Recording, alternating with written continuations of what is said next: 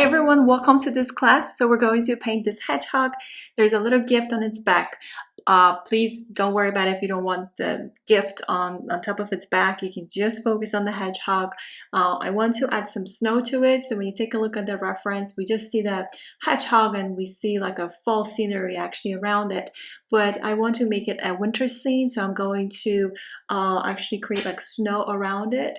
And I'm going to use my wax stick to mask some of the areas for the snow, but also I'm gonna cover maybe a little pieces over like the those needles right on its back. So I'm going to make it a winter scene. And again, if you don't want to paint the gift, and by the way, this is the color for the gift box, I am going to use a pearl red, maybe with some quinacridone red, then that's totally fine. And I'm thinking now, the more I think about it, sap green for the bow. I think that's how I'm going to go about it. Maybe gold, we'll see. But for the hedgehog, I'm going to use raw sienna, raw umber, Van Dyke brown. So those are going to be the main colors. However, I want to add a little bit of like indigo over its mouth, the muzzle, and then maybe quinacridone red. So quinacridone red too. And the darkest tone, so that's to me like a Van Dyke brown, maybe a tiny bit of quinacridone red. And then there's a lot of like lighter areas overall when we think about it. For the snow, I will use like a very light value of maybe phthalo blue yellow shade with tiny bit of quinacridone red. And then for the background here, for the sky where I want to show there's some snow, I am going to use phthalo blue. Both of my phthalo blues actually cool blue and warm blue. Yes, I'm going to use both of these. And then I'm going to add a little bit of quinacridone red. And so yeah, I'm going to put these on the side. Try to have your colors pre-diluted with water so you don't have to spend that time, let's say when you already have your background wet and you're ready to paint and you're adding the first color, and the next thing is like, oh, I need raw umber, but a raw umber is not diluted with water. What I'm going to use first is this wax stick. I just sharpened it with a paper knife just so it's easier for me to apply it. I like it, however, it can get a little messy because like pieces might just come off. The main thing to remember is that wax stick does not come off the paper, it's permanent. You can use masking fluid for watercolors instead. So what I'm going to do is I'm going to find a couple areas in the background where I want the snowflakes. You can use the masking, even if you want to, you can just use white gouache. All right, I think that's pretty good. So the next step is to have your colors pre-diluted with water. And the first thing actually we're going to work on is the hedgehog. We're going to wet the background, a little bit of the background here, because we're going to paint this hedgehog wet on wet. So we're going to shape the hedgehog wet on wet, applying colors towards the wet surface of the paper with heavy cream or cream top-like ratio between water and paint. And the beak is a little, or the beak, the mouth, the muzzle is a little darker compared to the rest of the body here, but we still want the color here. And the main colors are going to be, I guess, the darkest tones, mid-tones are going to go here where we have these needles here. And there will be a shadow underneath the box if you have a box. And the idea is to not wet this part of the snow, but paint it later because we want a little bit of the hard edge in here. So hard edge, and then once the hedgehog dries, that's when we're going to apply colors for the background. We're going to wet the background, and as we wet the background, we're going to stay away from the hedgehog a little bit, and then when we start having the color on our brushes, that's when we start shaping it. So it's like negative painting. We start shaping the hedgehog. So the first thing I'm going to do is wet the hedgehog, except the eyes, and for the little nose, and then I'm also going to go towards the background.